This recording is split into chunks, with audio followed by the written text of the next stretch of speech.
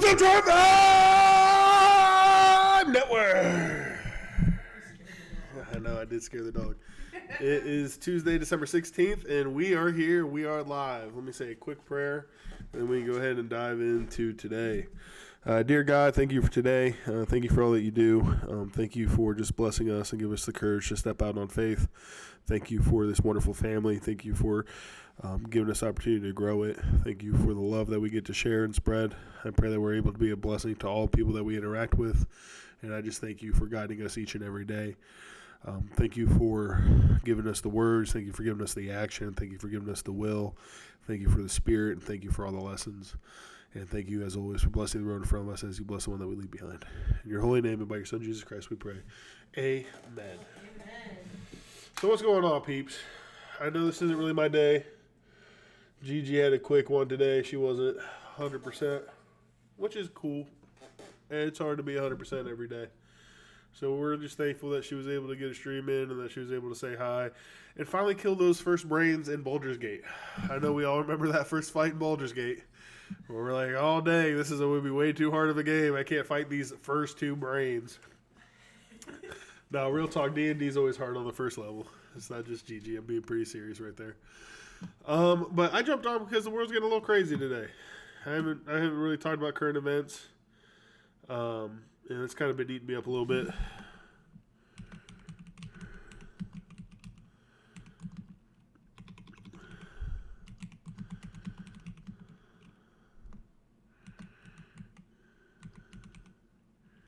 He smell crazy.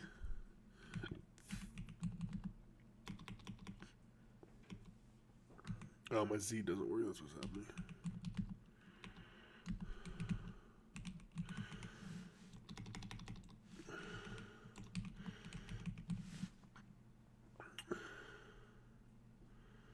Gabby. What'd you do? I swear I'm dyslexic. How do you spell craziness? Craziness.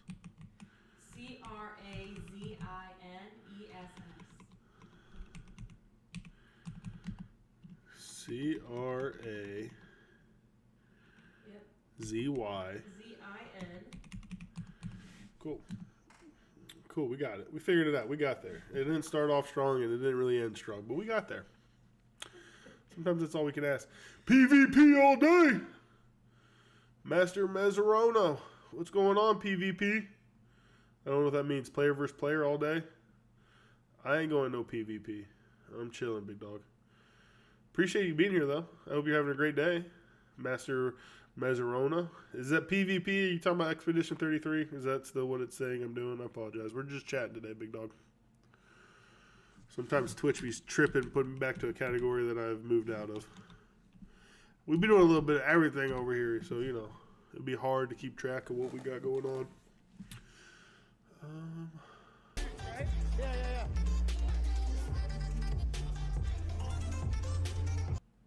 Do.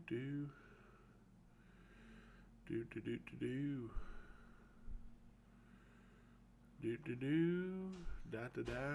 Hee. Hoo. Oh, I see. It does still say that, doesn't it? It says Baldur's Gate now. That's it.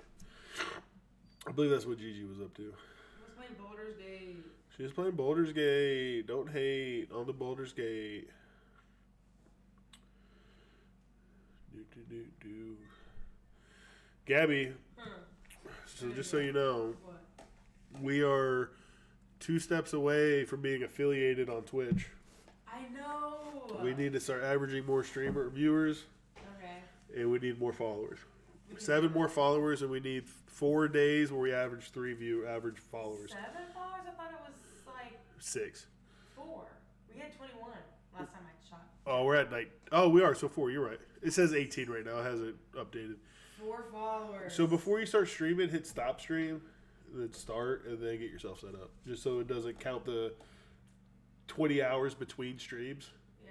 Cut it, start it, and then when you're done, stop it again. So that counts as 1. And if you average 3.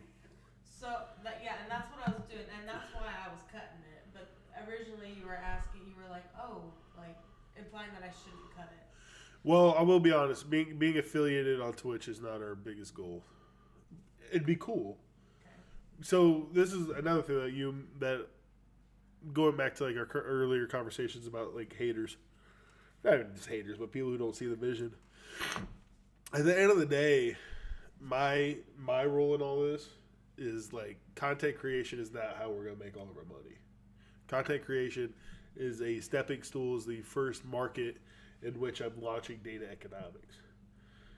2035 and 2040, I want to launch data economics in as many hours, like start with the worst type of job, which is cashier, which is retail worker, which is like barista, which is like service job, right? And introduce data economics there. Find ways to track their data, have them make money off of like their time and their energy to help subsidize an hourly wage. So like I'm an economic person. I'm an economist. I'm a capitalist. I'm a CEO. You know what I mean? So the content creation, like, you know, I love being in front of a camera. I think I can make content. I think I can be good. I think I can have a community. I think I have a duty to do such, to get my voice out there. But for me, the end goal isn't the content, it's the software. You know what I mean? It's the culture shift. I need to surround myself with great content creators for it to take off and be able to like have teeth. But it's not the end goal. Does that make that makes some sense? I had a pretty good conversation. Okay, so to get back to our original conversation, so you want me to cut the stream, Okay. then set up, and then get on? Yeah, essentially. And then stop it once you're done, and then restart it on Tribe Music. Okay, yeah. Well, what I was doing was getting set up, and then stopping and restarting. Right. So when I was getting set up, I was on Track Music. Okay. How do you feel about that? I mean, I think that's a good, because you do want it to start before you jump on. You just don't want all those hours beforehand, because you want to give people time to like come and hang out before you like just jump into like, hey, it's Tribe Vibe Network. You want some people there. Other creators have like eventually we'll get to a point where we're already affiliated, so like the numbers don't really matter on that end, because once you're affiliated, I think you're just affiliated. You don't need to like maintain the average. So what we'll do is we'll put up a different logo and a different screen with maybe different music. So like when you're about to start, you're like 10 minutes out from starting your live, they'll say GG Red's preparing, or prepare for GG Red, or Tribe Vibe Network is preparing GG. So like those first like 10, 20, 30 minutes before you go live, you're already just like pumping your audience. People are knowing to come and hang out. There's a whole like pre-stream culture out there. Really? Yeah, like Candace Owens, bro, she's been eating lately. She's like the biggest streamer in the world right now. Really? She had like, I think she had like, I can't remember the number. Let's say 15,000 fucking people sitting in her lobby waiting for her stream to start. Oh. Yeah. Well, what did she do before her stream? What's her Just like a blank screen with a little light music, lo-fi. Just get people like a place to come chat and start talking about. I like that idea of just having a blank screen with some music. Not blank, some sort of like GG Red or like a logo. Like your logo. Just like a stable graphic. Yeah, not Tribe Music logo. Oh. For what we're doing. But on your GG Red page, you could put that same whatever logos it would be on GG Red should be on the Tribe Vibe Network if you're about to go live on Tribe Vibe Network. Does that make any sense? Yeah. All right. Well, let me start working on those graphics. And you already know what I want, huh? Kind of. I was starting with mine. Oh, lame.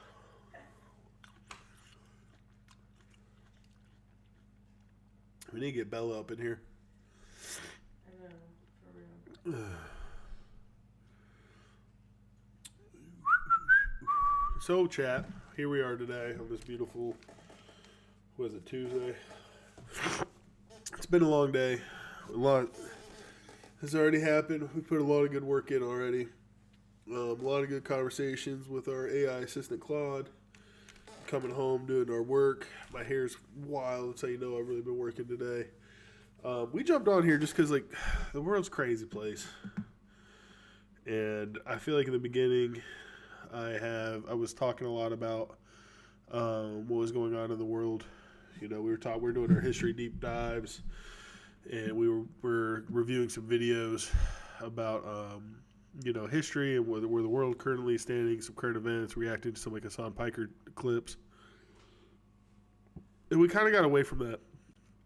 And I realized we got away from that at a really hard time, which kind of sucks. The mass shootings that just happened in Australia and Brown University, and all the craziness that has gone into that. I think we're at a time where that radicalization where we were talking about, we're seeing it out throughout history. Like pre-World War II, we were watching how when different governments were not supporting the working class, we just saw how those countries that weren't supporting the working class and let people to starve or fend for themselves or just conditions erode away.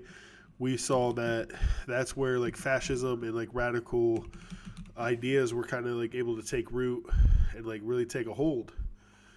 And I mean, I don't think it's been any clearer in our society that that's what we're seeing.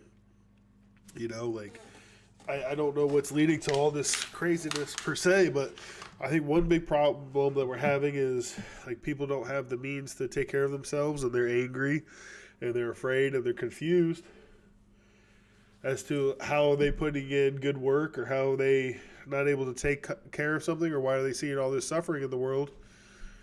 And society doesn't have an answer for them. Our leaders don't have an answer for them. So that just leads to frustration and anger, and then people just want to take some matters into their own hands. And sometimes that's a really scary thought, because when people are left to their own actions, they come to scary, scary solutions. Not all the times, but when they're radical and things are desperate times call for desperate measures, as they say. And I think that's what we're seeing a lot of in today's world. So I just wanted to jump in. I wanted to talk some stuff about that. See if we can't pull up a Hassan video or something.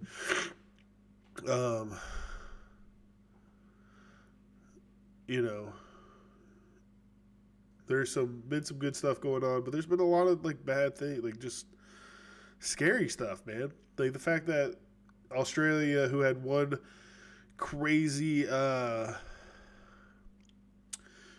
mass shooting in the 90s, and then they had enforced strict laws, so then they never had one ever again. And look, now radicalization's happening over there. And Hassan likes to say stuff he likes to say we're exporting our brain rot, which I think is a funny thought. I'm not going to say here and lie to anybody. But I think more so the internet's just a giant melting pot that we haven't seen before. So ideas and voices are just melting together, and I think America just has a abundance of influence in that regard. We're creating YouTube, Facebook, Twitter. These are all American-owned companies. So the way we were freaking out about China with TikTok, I think our algorithms and our stuff are just slowly converting people to an American perspective, especially in the Western world. And it sucks because the American perspective comes with a lot of decaying conditions in an economy that does not prioritize taking care of the mass of people. So it just leads people who are already maybe not feeling hopeful, or already seeing a bunch of bad things come across the horizon and problems that society doesn't feel like it's facing. And then you start getting that American perspective mixed in. Now there's no hope. There's no reason to think for a brighter future, because the biggest global power that's not China is out here. I mean, look at our FBI and all this crazy stuff. Candace Owens had 150,000 people listening to the fact that Israel or Egypt or the French killed Charlie Kirk. Which, no one should be passing away. We shouldn't be having mindless violence. It's a very sad thing, but now we can just talk about anything because our system is so corrupt and our system is so deroded and decayed that there's no truth coming out. There's no reports. There's no trust between us and the people that are supposed to be telling us what's going on. And for good reason. I'm not saying we should trust these Fs. What I'm saying is we need to figure out a solution.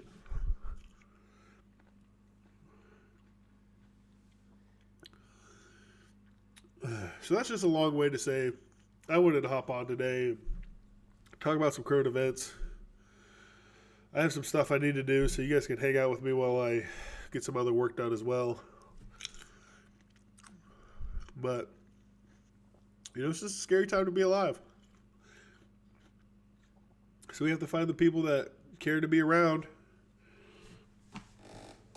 and hug them close when they want to work with you on a solution.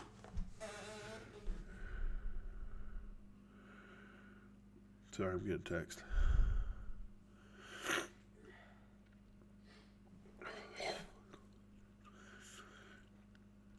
I think I'm going to hook up TribeChief account today too, real quick, if I can do that quickly while streaming.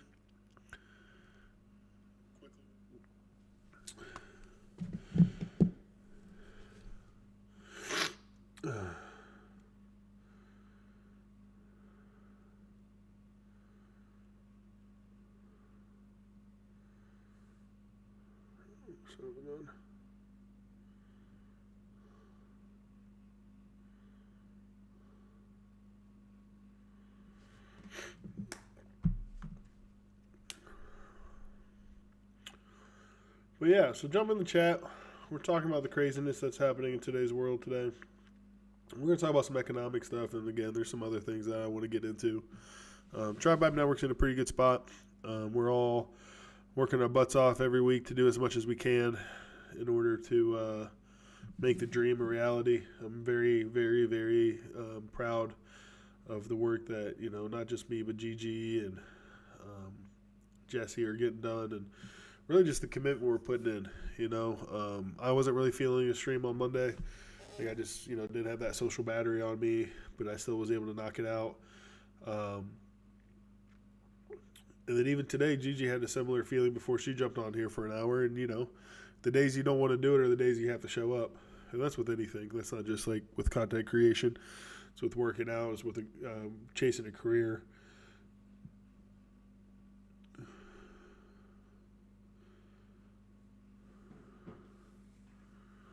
Whoa, that's crazy. That's not what I meant to do. But yeah, so we're just kind of hanging out a little bit. No rush on nothing. We just out here trying to figure some stuff out.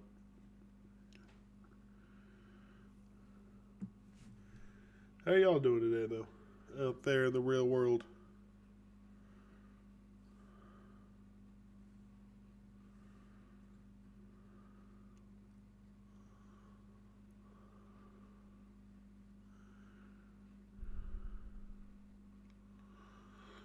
What's going on, people?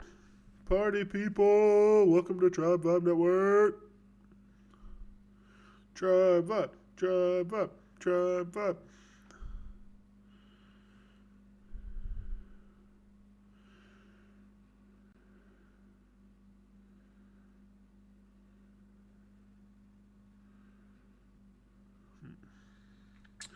What's going on? So, yep, I know this isn't really my day to jump in, but just with everything going on in the world, the fact that we're not making a lot of progress on the Jeffrey Epstein front, the radicalization that's happening throughout society and the leading to violence that's causing. With all that going on, I just wanted to jump on and just have some conversations. You know what I'm saying? How you guys doing out there in the chat today? Hope you guys are doing good. Hopefully you and yours are doing all right today. Hug them a little closer. Pray a little deeper. It's one of them type of timelines that we're having here.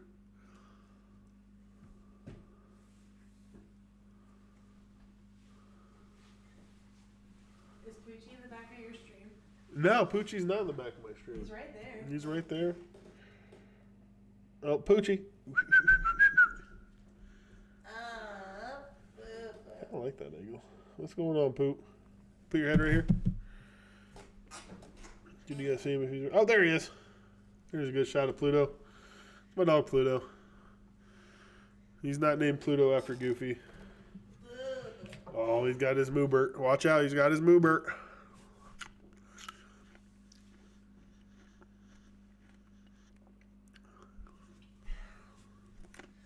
Poochie, get in the stream, honey.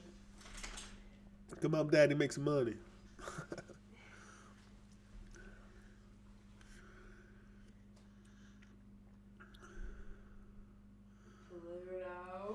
Pluto, what are you doing, buddy? Go get it.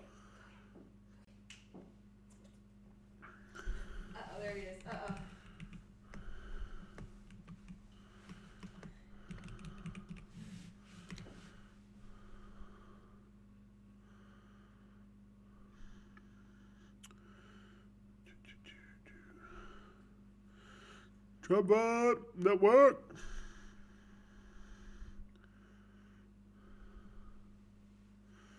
So OBS will tell you how long your viewers stay? No, I wish.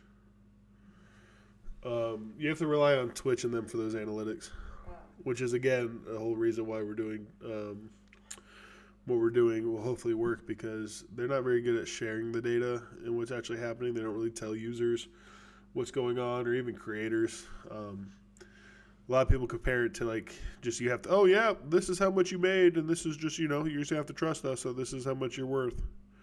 There's not like conversation or like a clear way on like seeing how that money was made or things of that nature. Got you. You know what I mean? Yeah. Did you remember that your window's open? Yeah, I did. Did you remember to shut it? No, but I'm gonna take my butterfly. Okay. Take it. Out of my window. Oh, is that right? This is yours now.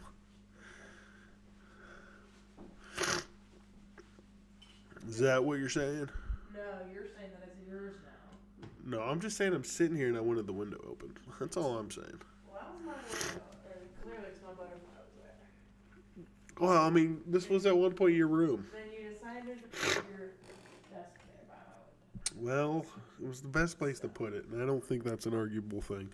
That's my window now. I think it's a fact. You are a little... I have noticed how sensitive you are about your windows. I like my windows. All right. I like how... It's alright. If you keep getting snarky, I'm going to try and move some more. Is that right? No, don't do it. You can move the treadmill if you want. Why won't it let me... In fact, I think that the treadmill user should get a view of a window. Well, we're going to tilt it to be parallel with your desk. I guess it'd be perpendicular to your desk. Well, glory be to God.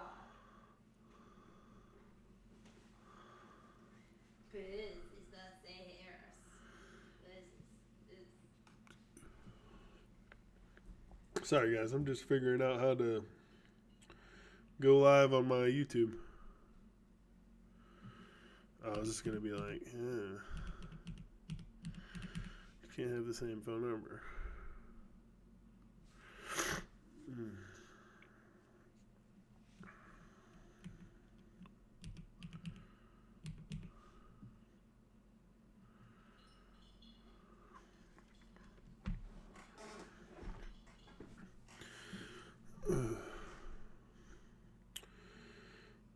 Do da da da.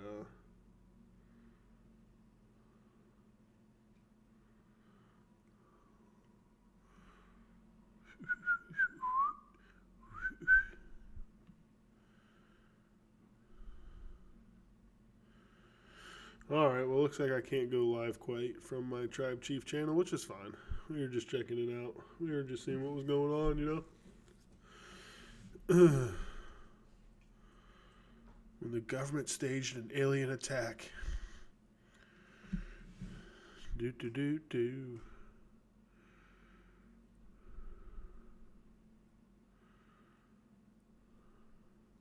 Hold on.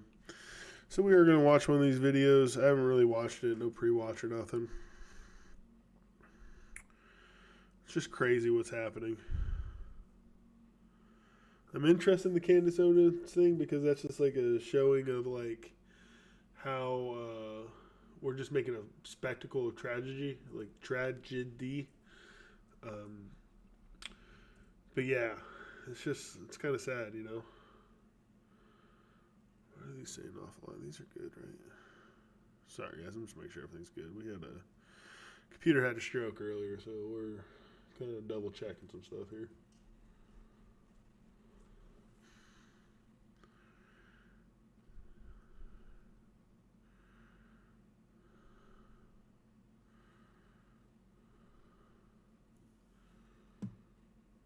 Oh my gosh, Becky, what are we doing?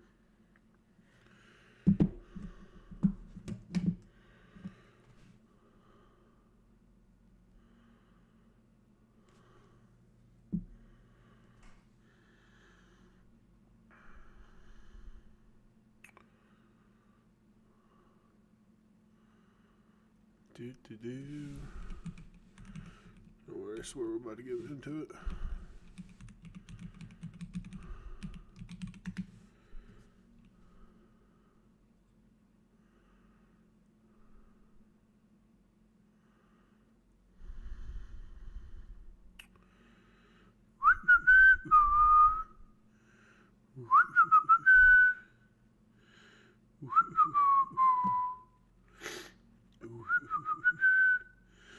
What's going on, Tribe Network? Woo!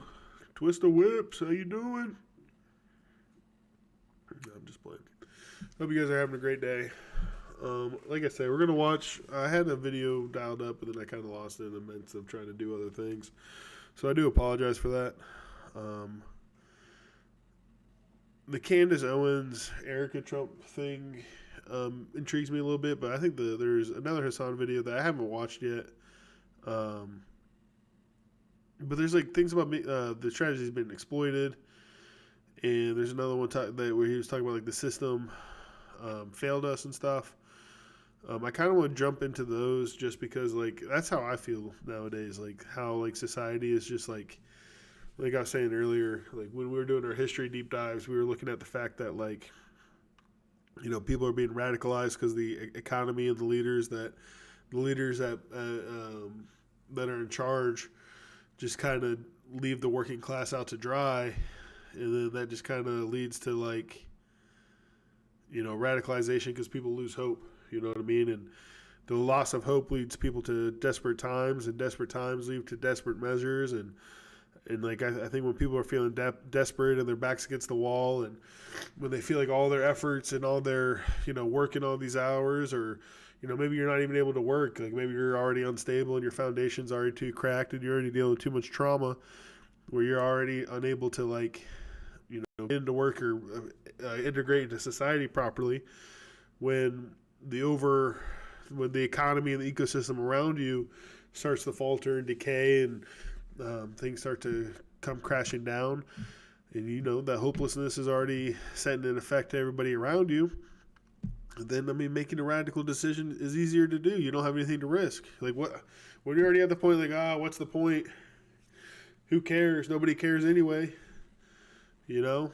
Like, you know, it can lead down to like, you know, self-exiting thoughts, which is terrible.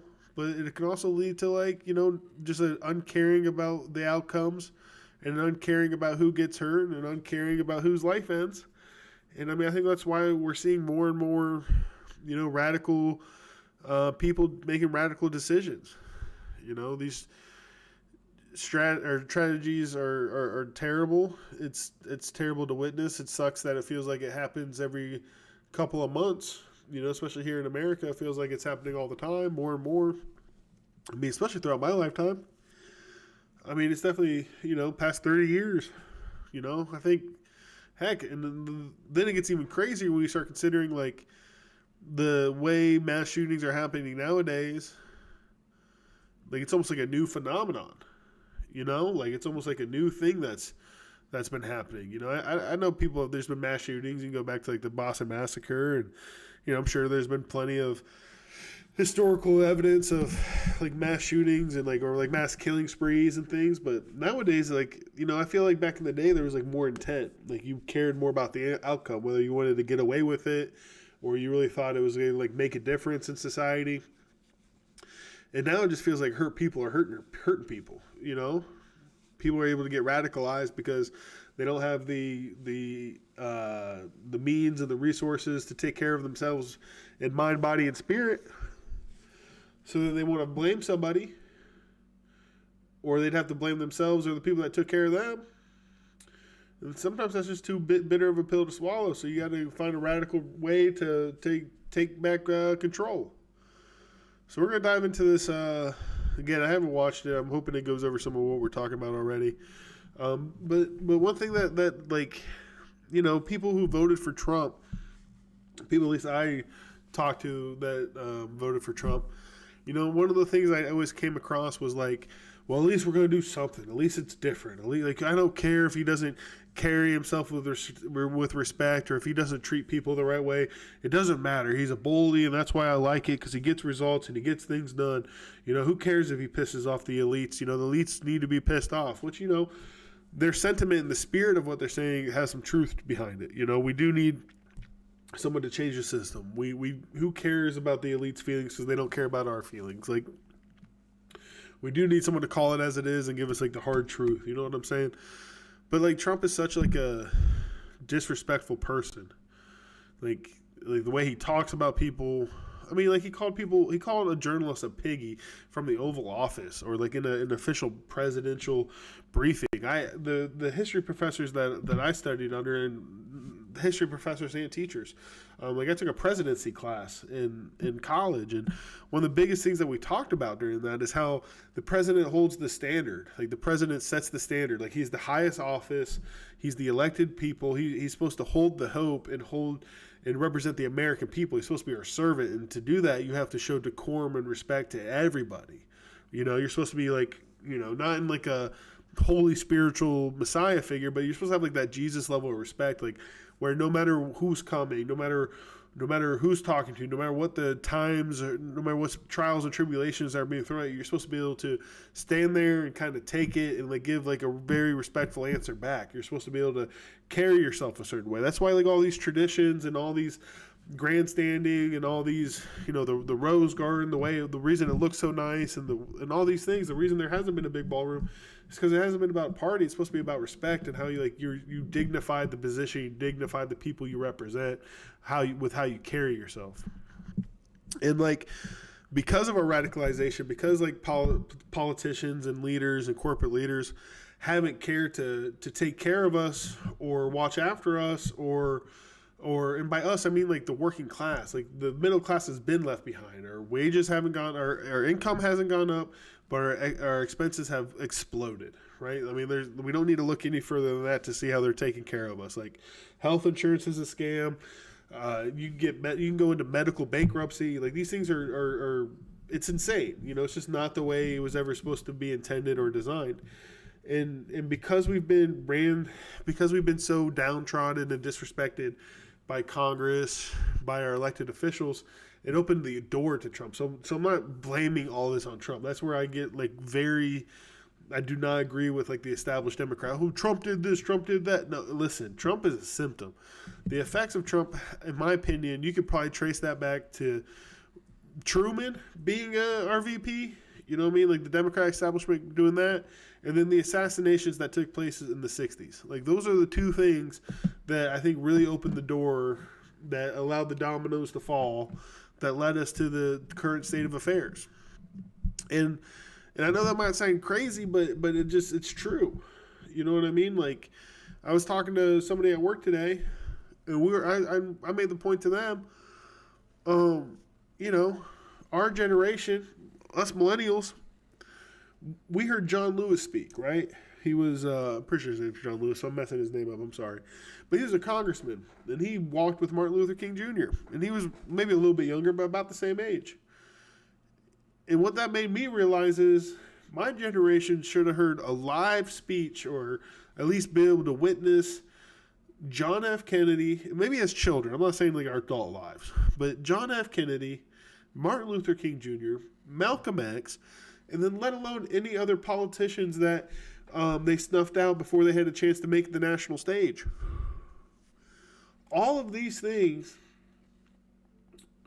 them sniffing out, and like we should have heard them speak. We should have heard their grace. We should have felt their spirits and their presence and what they were trying to push forward. Because that's, in my opinion, that's probably one of the last times there was a real populist movement, was the civil rights and the hippie movement. Then they got brainwashed by cable news, cable television. They found out Nixon figured out the strength of television, and then he brain-rotted the boomers, which is like put us on a slow decay to today, where Republican and established Democrats have been pushing a military-first economy. They haven't cared at all about the working class or taking care of us or doing what we need for independence and to be stable and to get things done.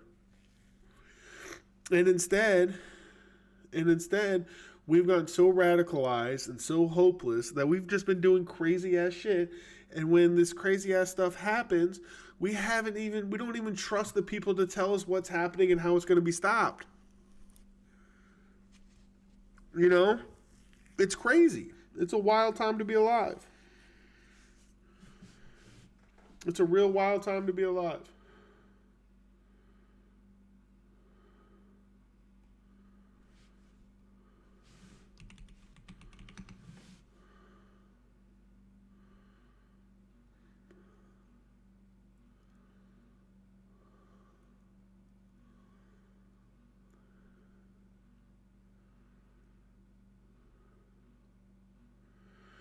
So what we're going to do,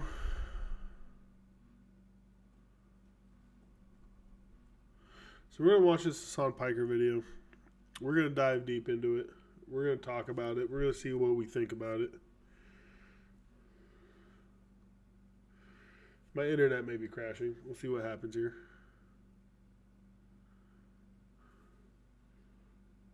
Everybody time out for a quick second.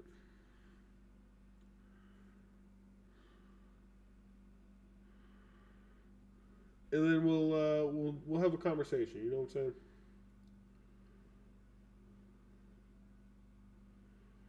Wisconsin, with many in the vicinity of Brown University anyway, but I guess it's America, so it is what it is. Like, I don't even understand. I don't even understand what the f is happening at this point. Like, these are the types of things that are supposed to not happen, okay? This is just not...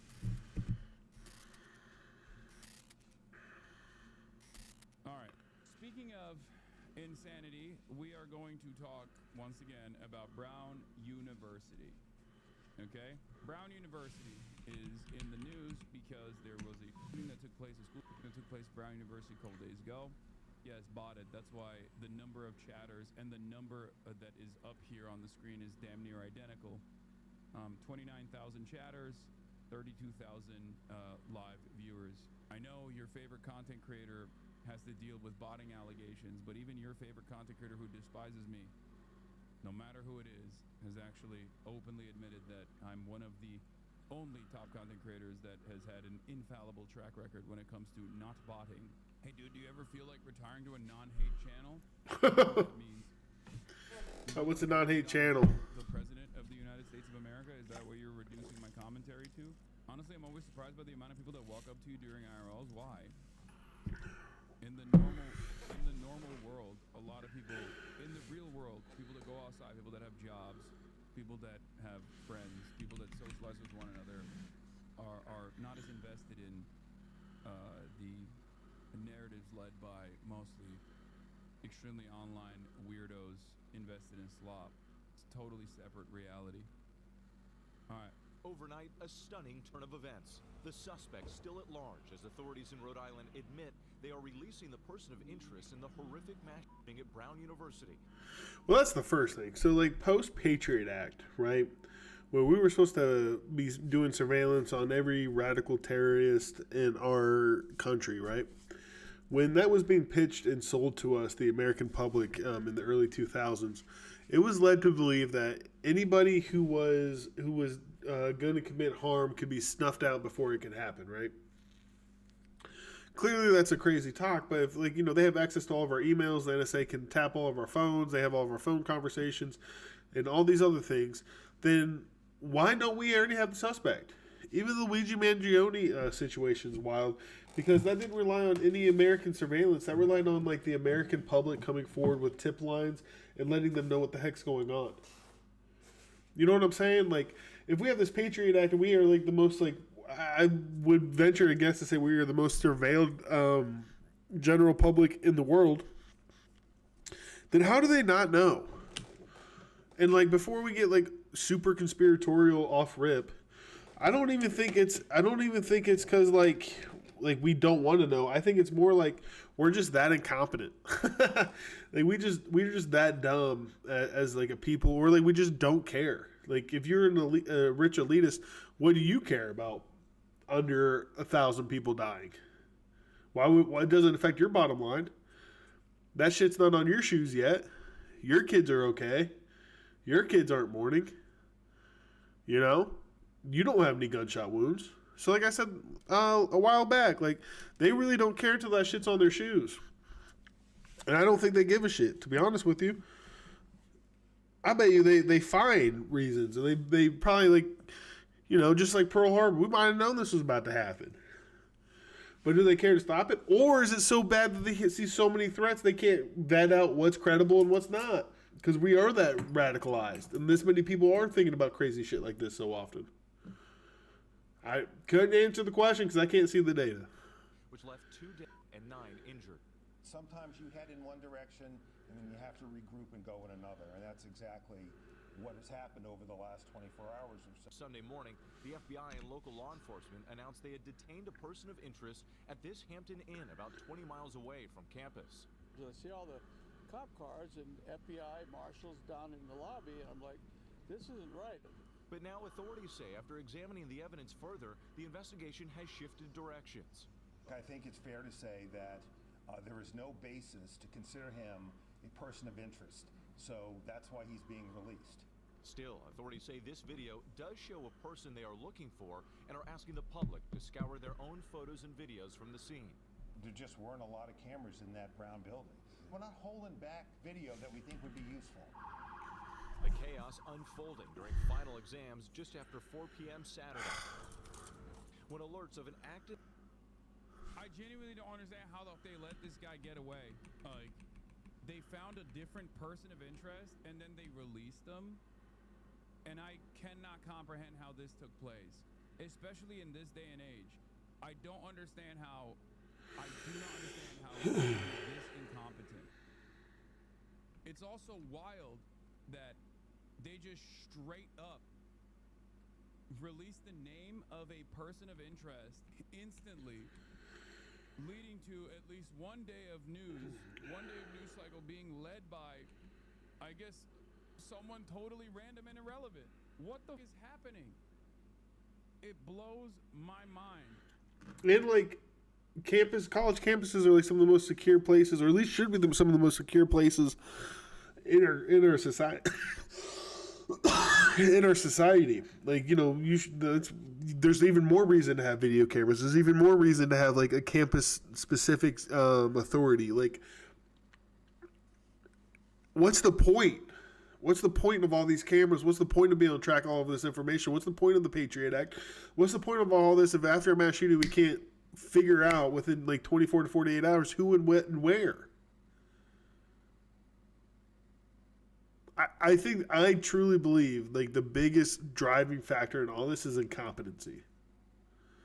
Truly, I think our FBI and our State Department are just incompetent and unfocused. Like what? Because it's not just it's not just the Trump administration. I do think the Trump administration is like the worst.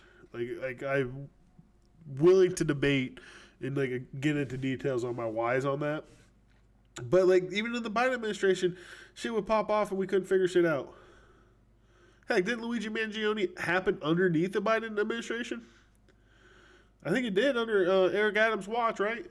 So I just, because like we have a militarized police force that's more worried about like protecting against riots and subduing large forces than it is about like actually tracking down a murderer. And like our priorities are fucked, which makes it hard to be competent. If you don't have clear direction, you don't have a clear motive, you don't have a clear mission, then you can get lost in the sauce doing just about anything. And I think this is one of the things that prove that. It's not like he's Osama bin Laden hiding in a cave in the middle of the like Iraqi desert. He's at Brown University.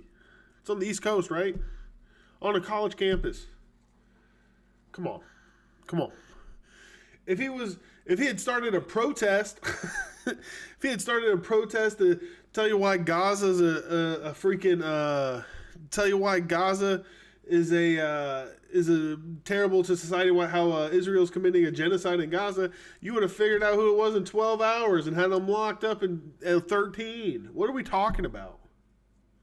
Even though we have this massive surveillance state, this is supposed to be the one thing that doesn't take place. You know, Palantir.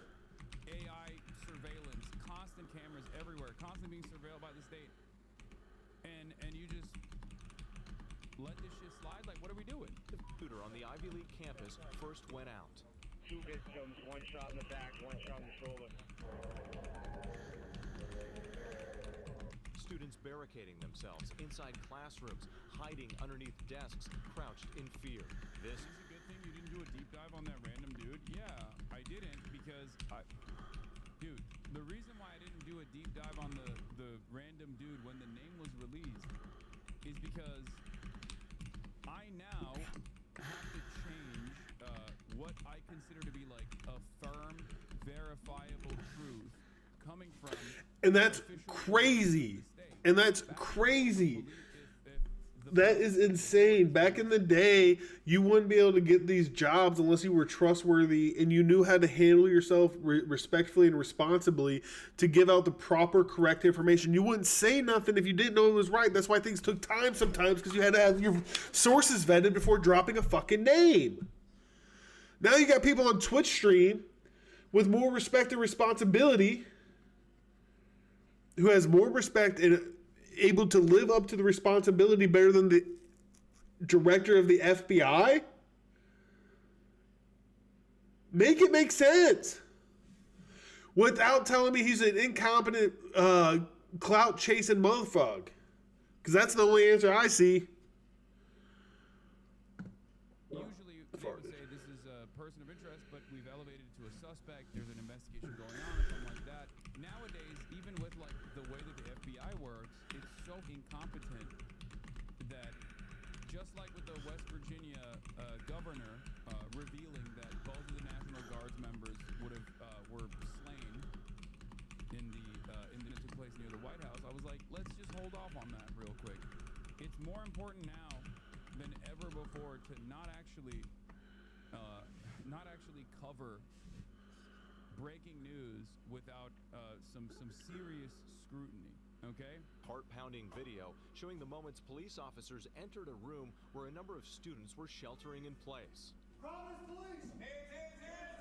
Hands up, hands! Obviously there's something going on. We're here to help you. Just listen to what we have to say, okay? All right, breathe. Anybody hurt? Police say the gunman fired more than 40 rounds from a 9mm handgun inside a classroom. I heard the gun right around. That's crazy. 40 rounds?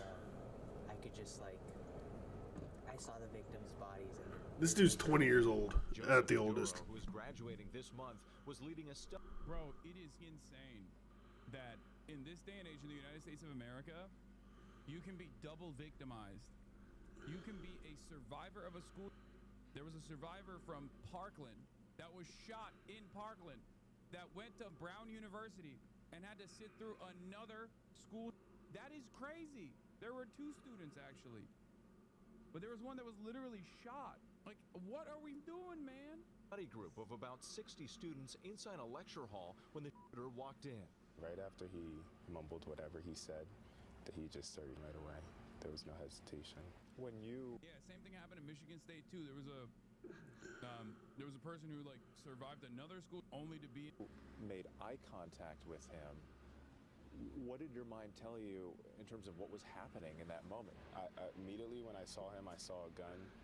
The gun was so big and long that I genuinely thought, okay, this is the end of the road for me. So That's I texted crazy. my entire family. I said, I love you all. I love you all. There's an active shooter. Please pray. That's crazy. Any of us could receive a text message like that anytime in America. And how are we any safer? We're not, because we're radicalized, because our hope is being threatened and our living conditions are being eroded. It's not...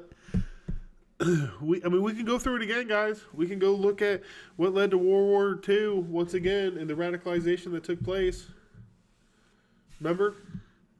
It didn't happen because the working class was feeling good about themselves. Fascism took place because people were going crazy. They had nowhere to go. Bread lines, no food, no hope. So they just wanted a release. They wanted something to turn to. Same type of shit, just different type of symptoms. And then I texted my parents. They didn't have pistols that could shoot 40 rounds in a college campus back in the 1940s. Oduro says he held Maybe on they to did. one student who was shot twice in her leg, comforting her. I gave her my hand to squeeze it as hard as she could. I said, put all your pain on me because I could take it. She was squeezing your hand. That's a man right there, by the way. That's a man. Comforting somebody who's been shot a couple times, telling I can take your pain, squeeze it as hard as you can. Fuck Andrew Tate. Fuck any bodybuilder. That's a real man right there who's willing to live up to A, ask his family to pray for him at a time that's hard, and then B, be a shoulder to lean on. To be somebody in society and within your environment and your geographical community right around you, willing to take on the pain of others so that they can have a little bit of comfort during trying times. That's what a man is. And a man is, that guy did not be biological. If he was a woman, he'd still be doing some man shit. All right?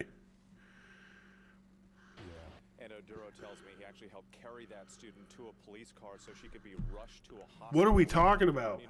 Give that man a Nobel Peace Prize or the Medal of Honor. And now the manhunt for a suspect is back on. And the breaking news this morning, just a stunning development here on the campus at Brown University in Providence, Rhode Island. Police released. Yeah, so they got a person of interest, only to then turn around and be like, nope, sorry, that guy wasn't actually the suspect, and then they released him. And it's also strange because, like, why is a dude from Wisconsin with many in the vicinity of Brown University anyway? But I guess it's America, so it is what it is. Like, I don't even understand. I don't even understand what What'd he say? At this point. Like, these are the types of things that are supposed to not happen, okay? This is just not supposed to happen in any competent country, right? The FBI and Sorry, guys. My computer's breaking again. That are supposed to not happen, okay? This is...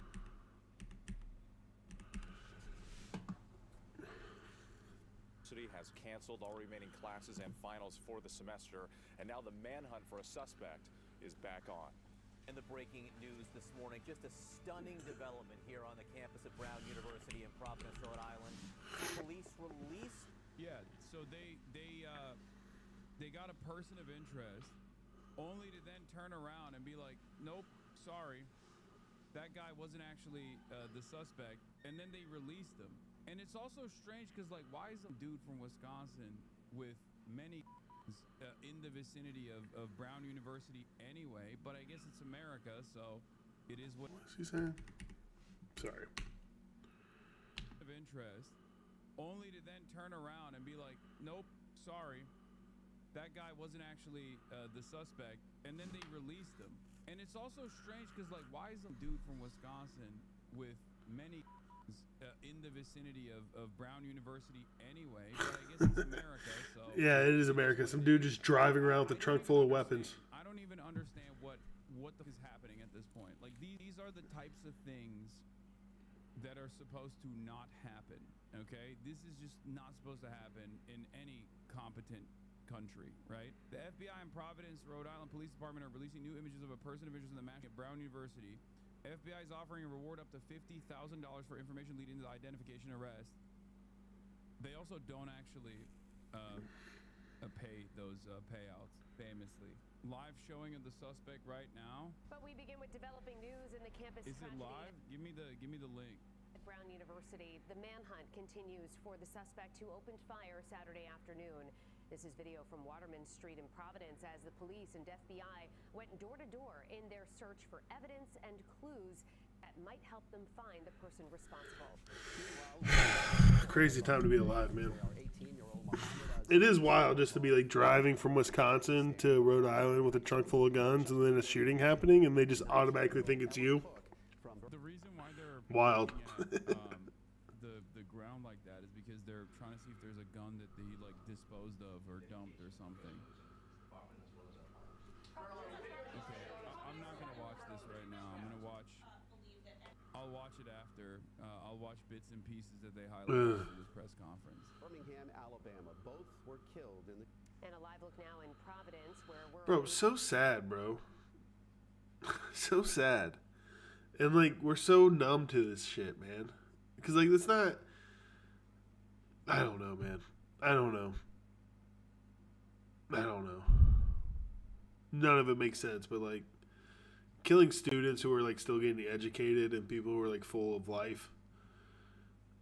I mean, it's just like, because life is the most precious thing. Like, the energy and consciousness that we're giving to the world, it's like the most sacred thing in the world.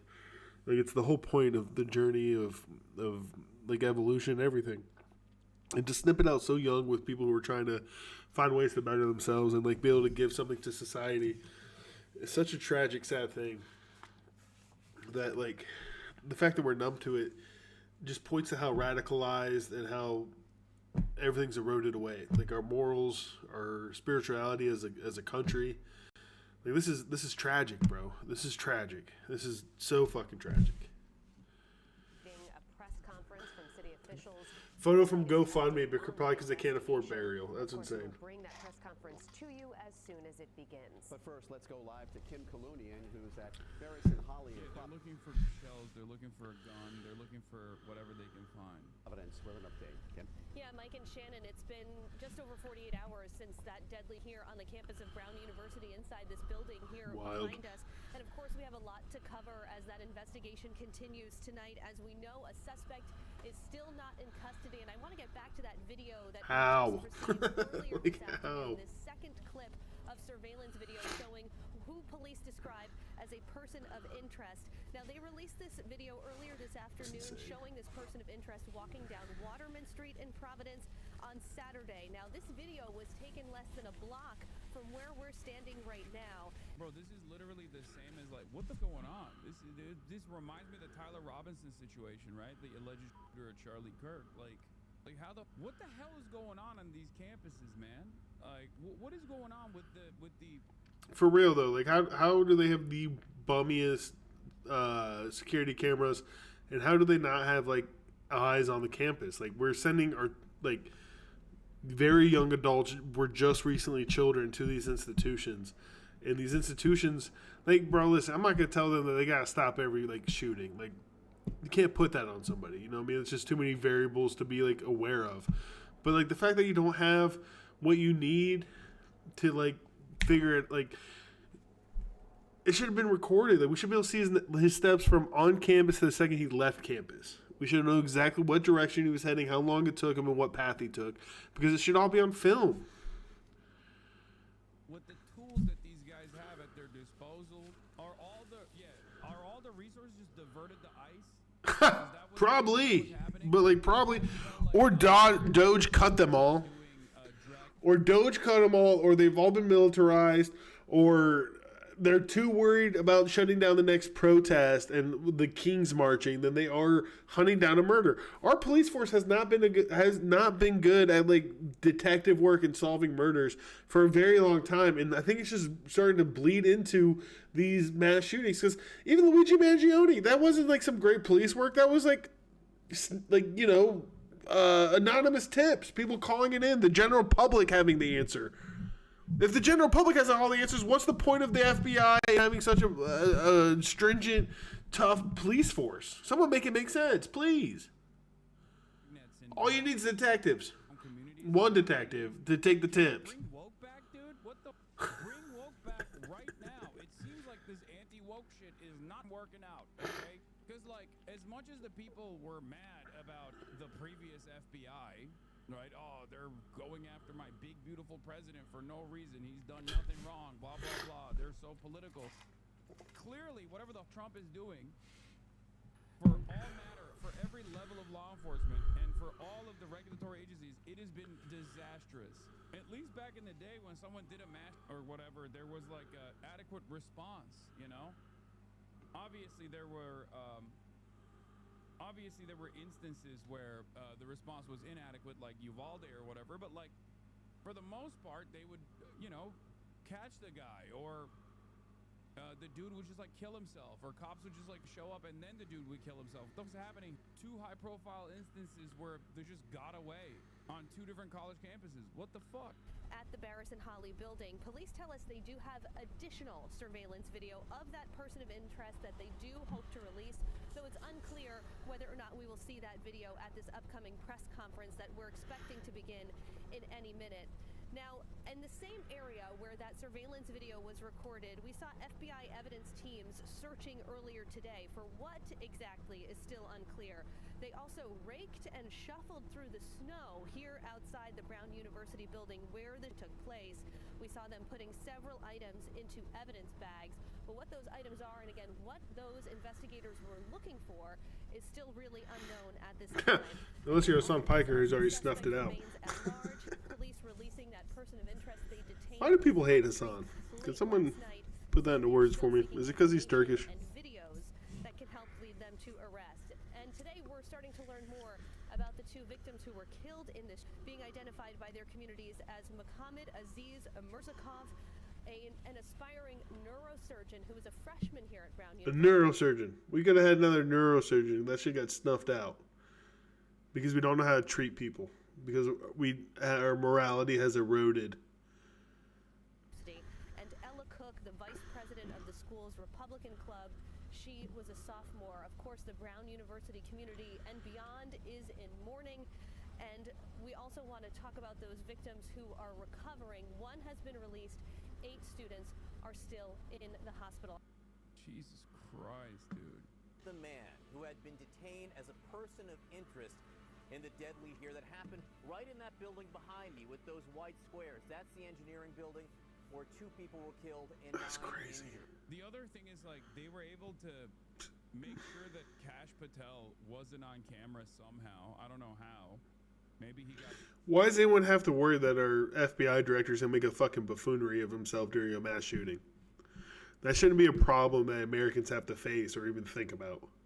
Because we should just have people in the roles and positions that can handle themselves with decorum, treat people with respect, and handle the responsibility given to them like with chivalry and like decorum and standards. But instead we just get buffoons doing everything. The notice to just like meritocracy, that's fast. Come on now. Having said that, however, in spite of his notable absence from the media, it seems to me like the FBI still kind of fucked this up. I think it's the Rhode Island police that is like blaming the FBI for the information being released about the person of interest. Right? Is that what happened? I mean, he's gonna get fired, right? He has to get fired. His approvals are so low. Like, but you start firing someone because of approvals, then like you gotta start facing the fact that Trump's approvals are low. I don't understand how he just like survived. I don't even think that's a standard that this administration gives a shit about. He probably wants someone lower though. He doesn't want to be low man on the totem pole. The mayor of Providence acknowledged that authorities have no way of knowing if it is still in the area or has left the state. Jesus Christ, he's probably back in his room on campus. Cause fresh anxiety for our community. And we want to reiterate what we said earlier, which remains true, which is ever since the initial call, now a day and a half ago, we have not received any credible or specific threats to the Providence community. Even a comment like that, man. Interest and suspect are 2 different things. Even a comment like that, we're like, oh, everyone else is safe now. We'll be okay. But like, how can you honestly say that? You don't know that for sure. A, and B, like, cool. Where's this motherfucker at? Because we're all still in danger if he's still on the streets. Clearly he's willing to do this. What's a couple more bodies once you've got the thing going? Police stars go back down, so then you go out and get some more. These people aren't safe until this guy's caught. Yes. But that's precisely the reason why you don't reveal the name of a person of interest. Because a person of interest doesn't mean a suspect. And then you ruin their life by naming them and dropping them, and now people think that's who it is. That's what I mean by like handling shit respectfully. They didn't. Whoever's name got released, they need to sue like immediately. So this guy being 6'7" is crazy. Already in the media and led discourse for 24 hours. Like this happened yesterday, okay? And as soon as they said, "Oh, we have the name of the person of interest," everyone in the chat was trying to tell me to dig into his background. What did I tell you? I said, "This is simply a person of interest. I'm not going to prioritize digging into the background of this person because he might not be the guy that did it." Okay?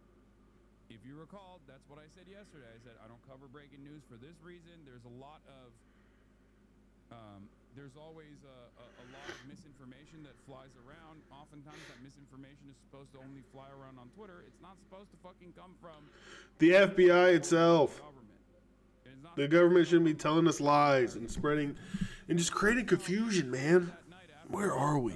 Gone offline. They released a person of interest, and we don't even know if he's still actually the suspect for the record. But it seems like they released him because there's not enough evidence to tie him to this crime. He probably had a fucking solid alibi or something. I still don't even trust the government at this point. I don't trust the police force at this point to conduct a proper investigation. So it could very well still be that person, right? All right, 2 students were killed, at least 9 others injured in the attack, which happened Saturday afternoon in a Principles of Economics review session. Surveillance footage shows someone who the police believe is the gunman wearing dark clothing leaving the university building where it has happened. Again, that's the street that we're standing on right now, Hope Street. CNN's Brian Todd is here with me with this breaking news, which just so radically changes the situation here at Brown this morning. Brian, what are you learning? It is extraordinary, John, this turn of events where this person of interest, by the way, regarding whom they had gathered a lot of evidence. We were there all day yesterday at that hotel in Coventry when they were processing evidence for that person, now is released. You know, the decision as to why they released it, the police chief, Oscar Perez, did speak about that. Here is some of what the police chief said about basically how they came to this decision last night. This was a very complex investigation, and it still is. So in the sense, we followed a lead, and we followed a specific lead, but we were able to examine every single evidence that led us to this individual. And at that point, that's how investigations work. Investigations will tell us whether something is. There's probably someone watching this on TV thinking that this man needs to be deported. Such a sad perspective that probably exists in our society. The mayor, Brent Smiley, saying last night they have no way of knowing whether the gunman is in the community or even in the state, and yet they are saying that there is no credible or no immediate threat to the community, and there's no need for a lockdown or no need for a shelter in place. Those two things. What the fuck does that? Okay, so where is the guy? Yeah, exactly. I know there was an active that took place. Well, then where's the danger? But you don't need to worry. Don't worry about it. It's America after all, you know. Everyone's got guns. A mass shooting can happen at anywhere at any time. It's the normal state of panic that you should have. Going to the fucking grocery store on any other day. Relax. What's the big deal? That's fucked up, but it's like true. Okay, he didn't even kill 3. He killed 2. Technically, it's not even a mass. Okay, that's just how it goes. It's crazy. Police operate on Metal Gear Solid rules. Condition has returned to green. Yeah, they're like, they're like NPCs. They found bodies, but then, you know, after a state of panic, they went back to their regular routes. They forgot about it. This may seem kind of incongruous here as this investigation continues. So we have to dig on this. You know, I'm sorry. They left my cone of sight. Must have been the wind-ass cops. Is there any indication of where this gunman may be? It's extraordinary that they're saying they have no way of knowing whether this person is in the state or not. I think another question that we have to kind of dig on here that they're not giving a lot of answers to is the surveillance footage. Is there any more than that one piece of footage of the guy going around? Better be.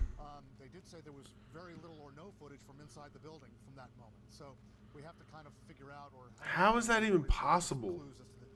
Whether there's more surveillance footage. We just don't know what they have at this point or where they even begin. One thing that is a stupid statement, but Rhode Island never ever gets mass shootings like ever. This is our second one in our entire history. The other one had no deaths, but still, I don't know what the fuck they're doing, acting like it's super safe. We should make clear they never publicly stated the name of the radicalization has met our smallest state. Sources from inside there, but they were careful throughout the day about releasing information. But it turned out they just don't feel like they had the right guy. Brian Todd, great reporting on this. Obviously, a lot more to do. Thank you very much. With us now, CNN law enforcement. Did they even find the gun? I don't think so. I don't know. I have no idea. There's reports saying he drove his car to the paint shop and the police lost all stars after. Jonathan Wackerow. Jonathan, great to see you this morning. It's crazy that they just lost him. Which is extra crazy. Which, like, I don't know what kind of gun you know they have to have lost his trail at least to a certain extent because they got the wrong motherfucker in custody, and then they announced the wrong name. But like, how the fuck did he? I mean, one of the direct witnesses, one of the victims, said he had a long barrel AR-15 style rifle. So like, but he could have been wrong. They're saying it's a 9mm pistol, but one of the victims, the kid, one of the students who was supposed to be graduating, we just heard him say, "Guys, I know that it could have been an AR pistol that was that had customizations, or I mean, it could have been a 9mm handgun or a pistol that had customizations to make it look like a fucking long barrel rifle." Okay, but that is what one of the witnesses said. Okay. You can have a 9mm AR. The point is, we don't know. All we have That's is the like problem. Why don't we know anything? and even that's like not super reliable. So what now? I mean, after you have a person of interest in custody, you develop all this kind of evidence on that person, but it turns out you now believe he's not connected. What do you do?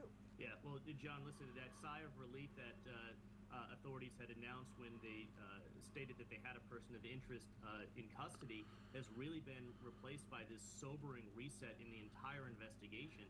And the reality is it brings investigators back to square one. They have no suspect in custody, and really they're not even intimating that they have somebody that they're even looking at. And the challenge is that as time goes on, this investigation gets significantly harder. So this is a really hard reset, going back to almost square one, where they have to go back and reassess every single lead that they had, right in the aftermath of the shooting, going back to reassessing all of the ballistic evidence, all of the digital leads, to the point that Brian Todd was making just a moment ago.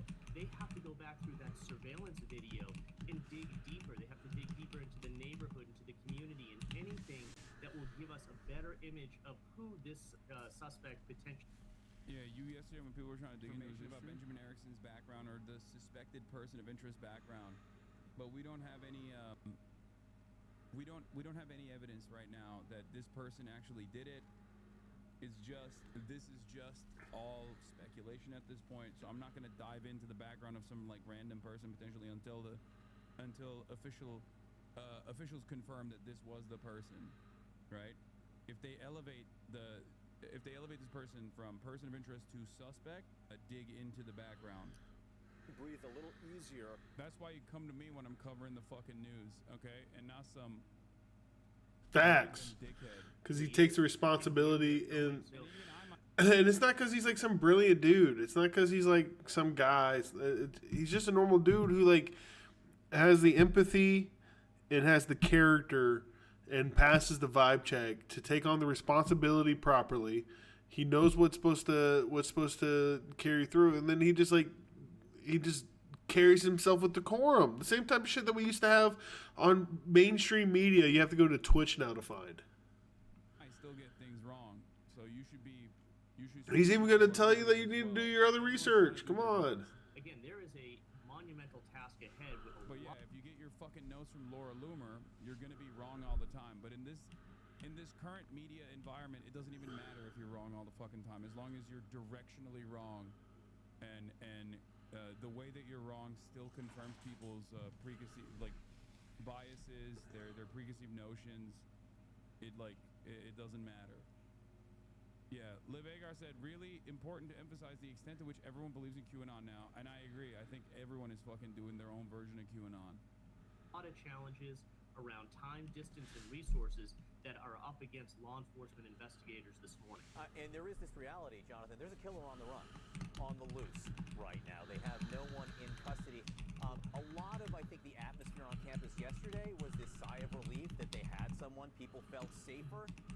I'm standing right on the street. That is the crime scene right behind me.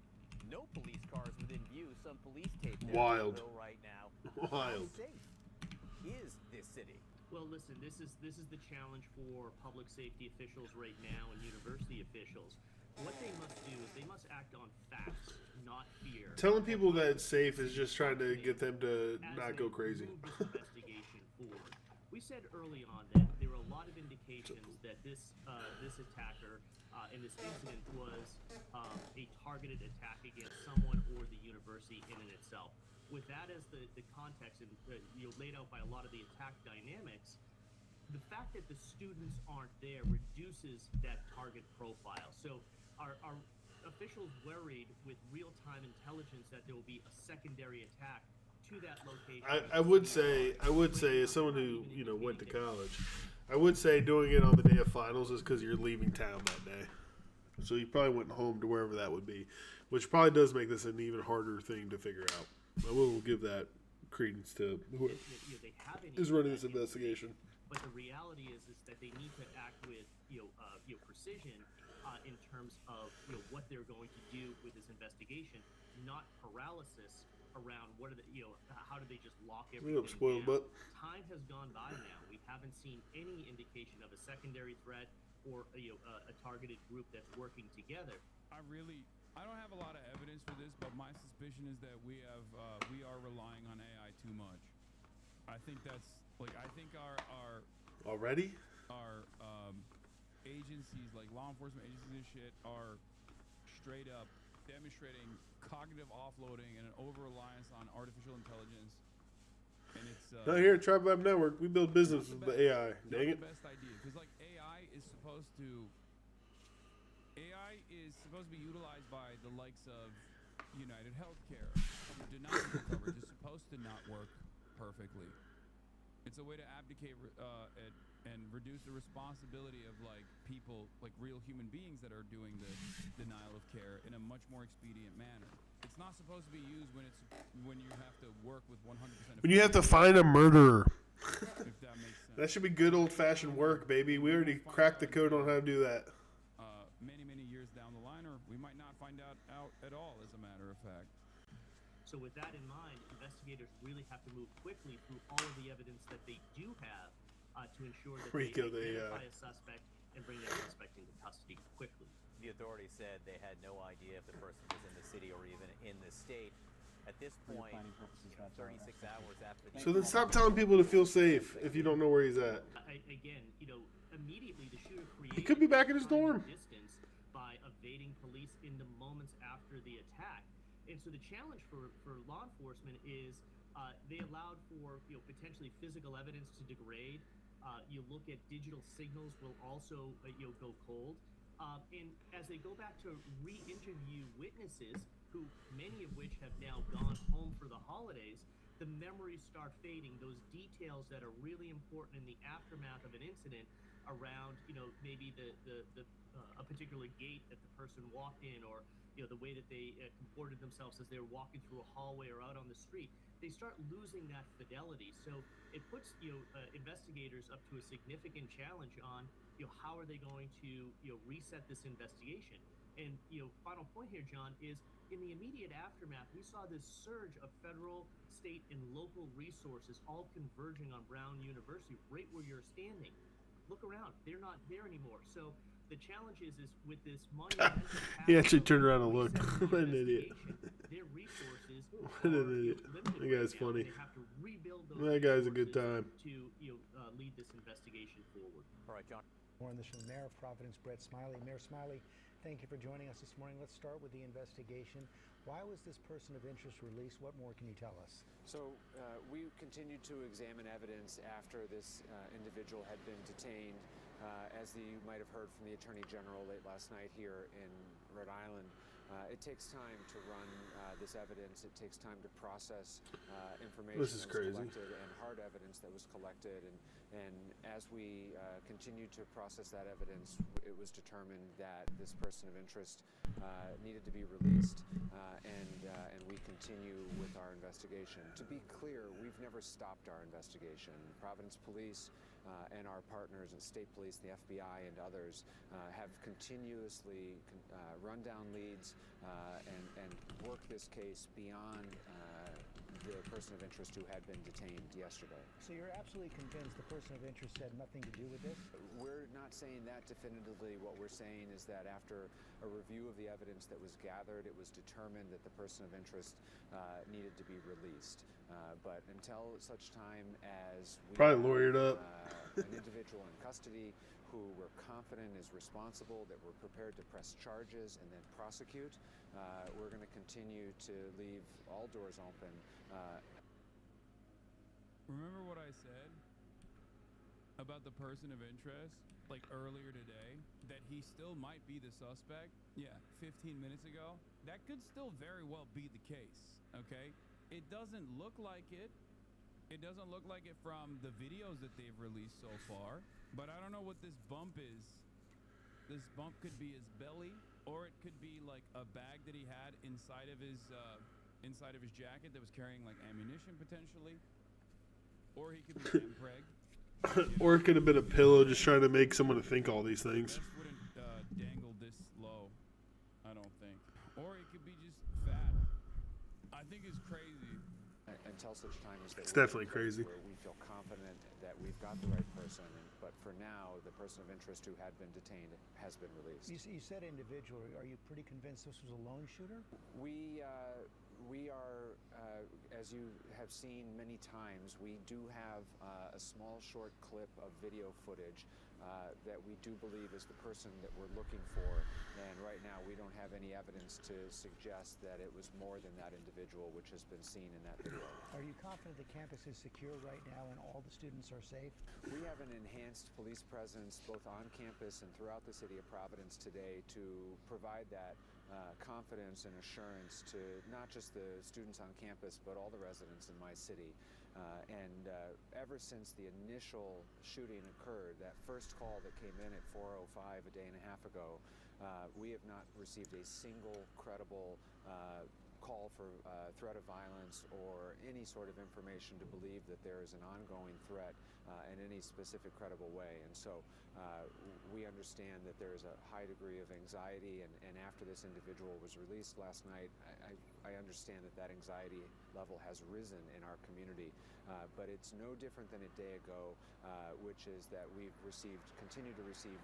It's pretty crazy how shitty things have gotten and how quickly the enshittification is taken root. Like, things weren't exactly going in a positive trajectory in America before Donald Trump, but it is somewhat impressive that it took like 12 months. It's wild. Like, think about what your attitude was. Like, think about where you were before Donald Trump became president. It wasn't great. It wasn't exactly hopeful. But Donald Trump came in with a fucking lighter fluid, dude. It's so insane. He is the accelerant to the demise of America, the demise of American empire. Zero credible threats to our community, Brown or the broader community. And so we have an enhanced police presence to try to give that comfort, that sense of security, and the search and the investigation is ongoing. Does the evidence suggest this was a student or someone from off campus? We can't comment on that, and we're exploring all possible leads. Mayor, thank you. Are we talking about 2016 or 2024 Trump term? No. I think 2024 has been different.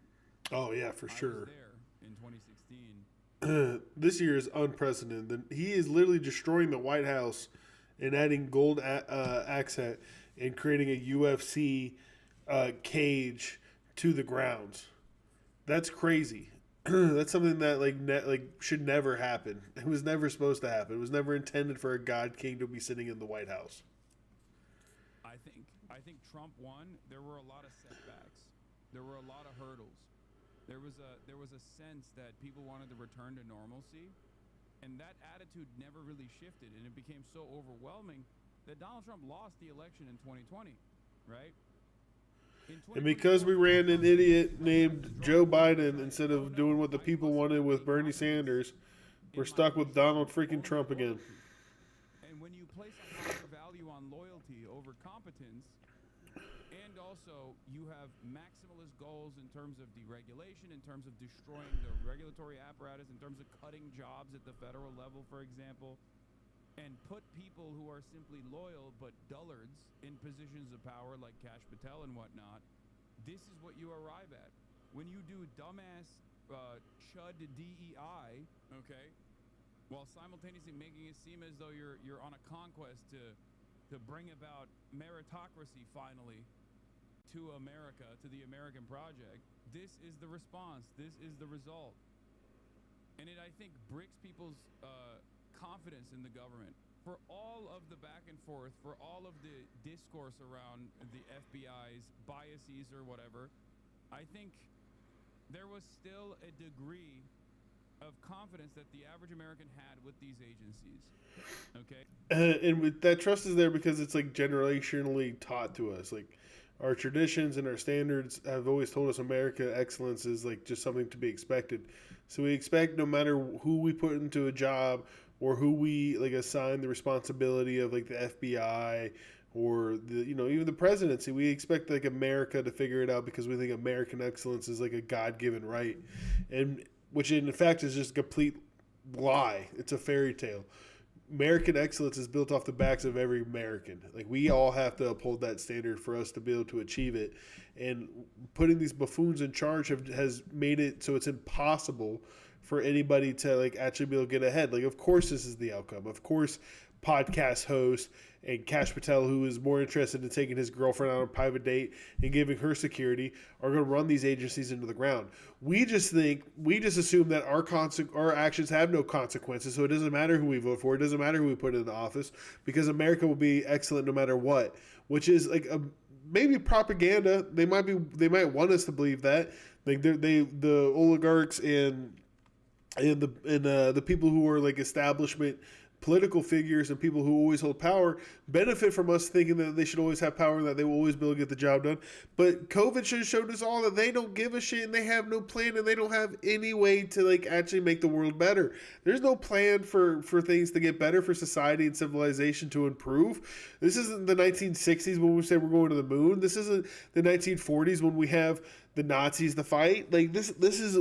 We are at the end of a capitalist cycle, and those who are holding on to money are holding on to power to see what happens next. They don't give a shit about us. They don't give a shit about society. They don't even give a shit about their grandkids at the end of the day. They're just trying to get it and spend it while they can. If the shit ain't on their shoes, they're not caring. They don't give an F. Even if they thought, oh, they're using the federal law enforcement in this sinister way against my big beautiful president Donald Trump, who should still be president, whatever. Like there was still, when the FBI came out and released a statement, people were like, okay, we trust them. I don't think anybody trusts the FBI anymore, because no matter what the FBI's political agenda might be, right, there was still a level of stability when it came down to, investigating crimes such as this, okay? You keep saying meritocracy. I thought meritocracy meant educated people are in power. I'm so confused. No, I'm saying that they're lying about the abolition of DEI. Like, yeah, that had nothing to do with any of this. They were going to bring about a meritocratic process, claiming that the previous process did not actually hire the most competent people, but simply the blackest individuals or the brownest individuals on the virtue of their ethnicity or how gay they were or whatever. They were saying that the libs were doing DEI, right? Ironically enough, the only time where DEI has ever existed in this country, like DEI in the way that conservatives present it, is for white men. These Nepo babies who currently are holding jobs and positions in government and in like CEO positions. Those who have been born to rich parents and those who have been born to powerful men are the only DEI hires that are not qualified for the job but still end up getting the job, even though they've been gassed up their entire fucking lives to think they deserved it or earned it in any capacity. Elon Musk comes to mind. That motherfucker is given any job just because of what people think he can do, or he just falls upwards because his dad owns a fucking emerald mine. Like, what the fuck are we talking about? Even Donald Trump. He was given a loan from his parents, and he didn't build his real estate. The biggest cable, him doing good on cable news, and him having a real estate fortune are the two things that are actually factually true about what's like good or like successful from him. And he didn't even build the real estate empire. His dad did that shit. He's not bootstrapped. He didn't pull it from the mud. He was handed a silver spoon his entire life. Like there has never been a moment in American history where DEI, in the way that Republicans say is DEI, when people are elevated into positions without actually doing the work prior to get to that position, there's never been a moment in American history where that has worked in favor of like black and brown individuals. Okay? As a matter of fact, the reason why diversity, equity, and inclusion initiatives were implemented was to basically overcome those previous hurdles that black and brown individuals had to basically fight against so that they were not overlooked. Same principle behind affirmative action. And no, I'm not saying white women either, because no, it was specifically for white men for the longest time. Black, brown, men and women, and white women as well, were overlooked in the workplace and were not allowed to enter the workforce until, a couple decades ago. No, not rich white men, poor white men. I'm talking about like 50s, 60s, okay? White men. That was DEI. That's the... Post-World War II, there was a little bit of African-American mobility into the middle class, and it wasn't until white people stripped that away from them and, started creating, post-Malcolm, they obviously had to fight for their civil rights, but there was a moment where, that fight could have gone the other way, where it could have been an easy transition, and, we could have, cut years off of the civil rights movement that we had here in this country. But again, it was white people standing in the way, because post-World War II, fighting side by side, a lot of people understood that, African Americans had, a good deal to do with World War II, and, they fought hard, side by side, were just as capable as every white man. They were given a little bit more opportunity when they came here, and then we had to strip it back because white people lost their goddamn minds. These same white people, the same spiritual lineage of white people who are coming at DEI now are the reasons that the civil rights movement had to result in violence. Every step of history, man. Every step of history. Those who have power, those who have put themselves on the pedestal, refuse to get off of it. And it's monumental when they willingly do so, because it happens so rarely. The way that conservatives talk about DEI, that literally was DEI. They're just mostly mad that concept has changed a little bit. Back in the old days, when your boomer parents talk about a strong handshake was all that was necessary to be hired for a job where you could get a fucking pension. That was unironically what these guys were talking about when they talk about DEI, okay? Yeah. Eye contact and a strong handshake, brother. Yeah, it was because most of the workforce was not even looked at for those positions. Let's be real. Facts. In any case, it's easy to get a job when the demand is high and the supply is low. Principle now, claiming that it was but by their own admission or by their own anger towards DEI, they're literally doing DEI for Trump loyalists. And this is the result. Kash Patel is the result of Trump DEI. Period. That's a good place to stop that video. All right, guys, I just wanted to watch one because, like I said, off the jump, the world's crazy. Radicalization's getting crazy. We could watch it. I would love to watch this video right here. It's 47 minutes long.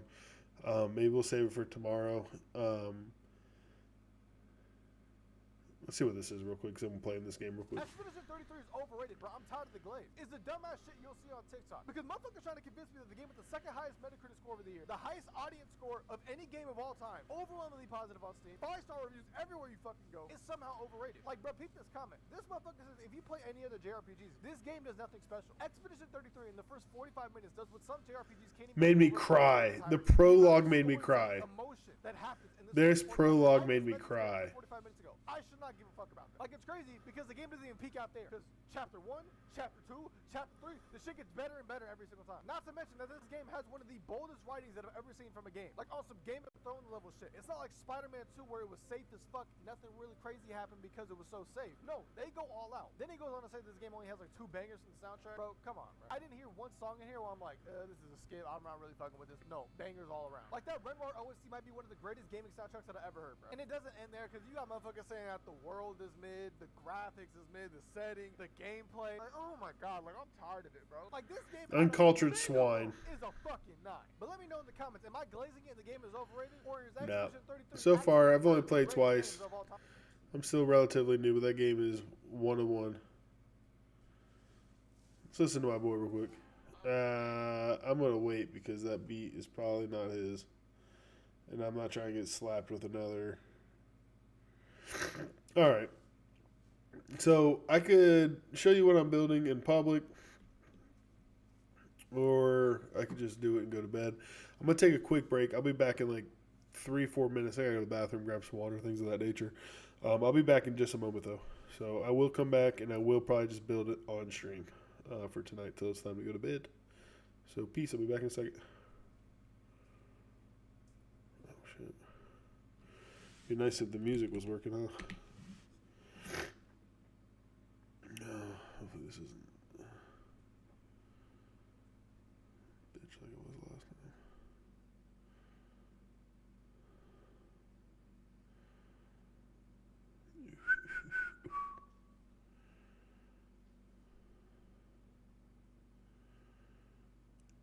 Do.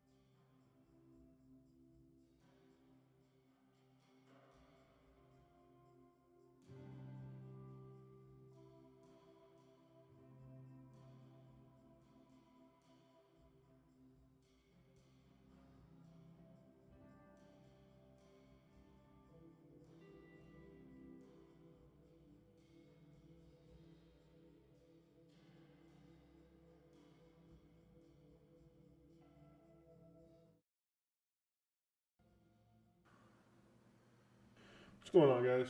Whoa. Turn that off. Oof. Sorry about the delay. My wife needed a grilled cheese sandwich.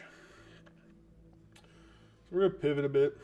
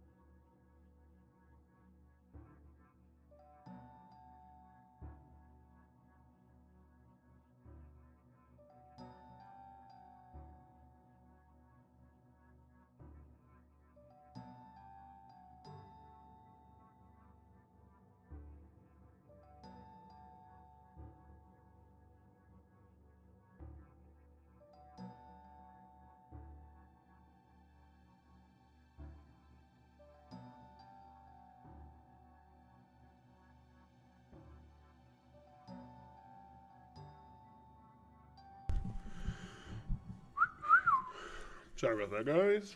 We had to finish talking to the wife before we moved on. Do we both have 97? No, I think I only have 94 right now.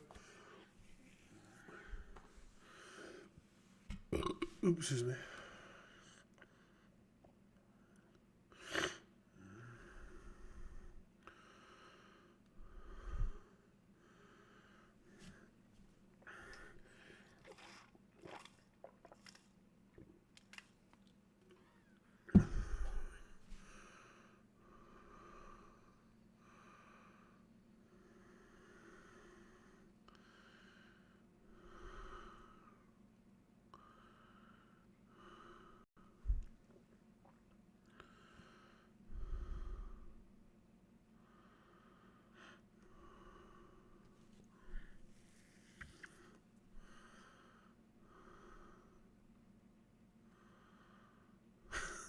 Dude, she's funny, bro. Stormfall 33.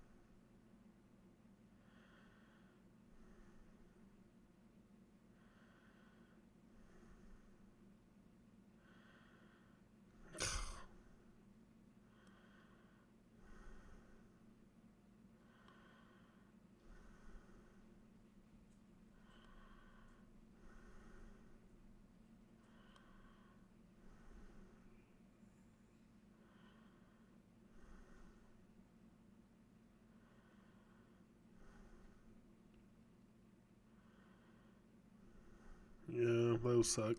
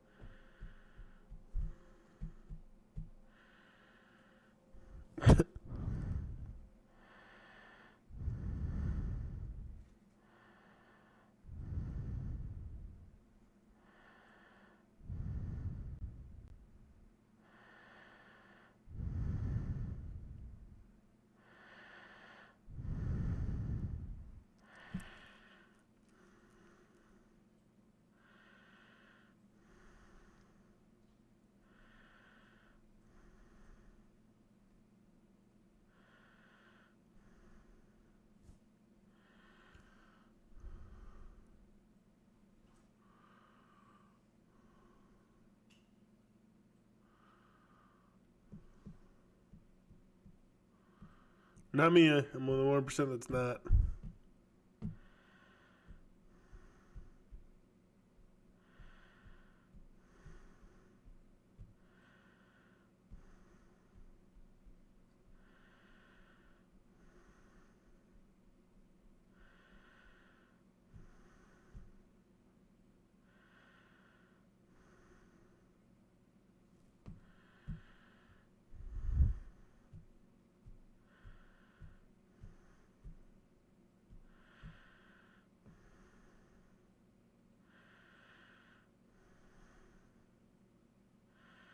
Uh-oh. This guy's going to get my ass.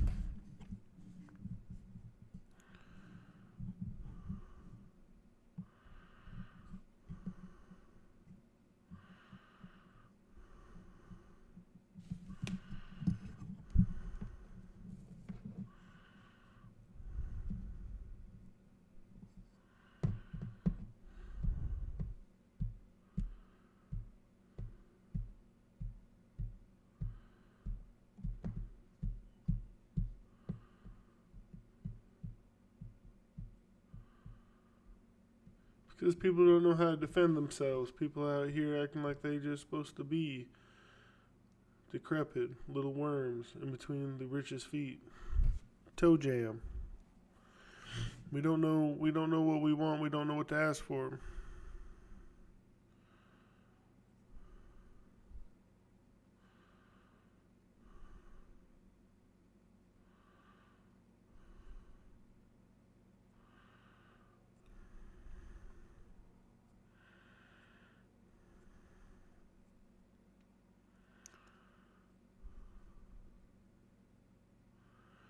This proves Tribe Vibe Network works.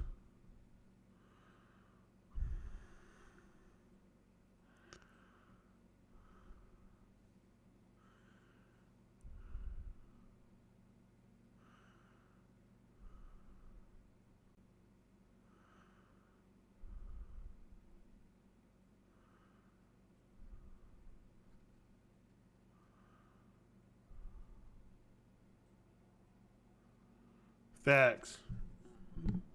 That the market needs all over the place.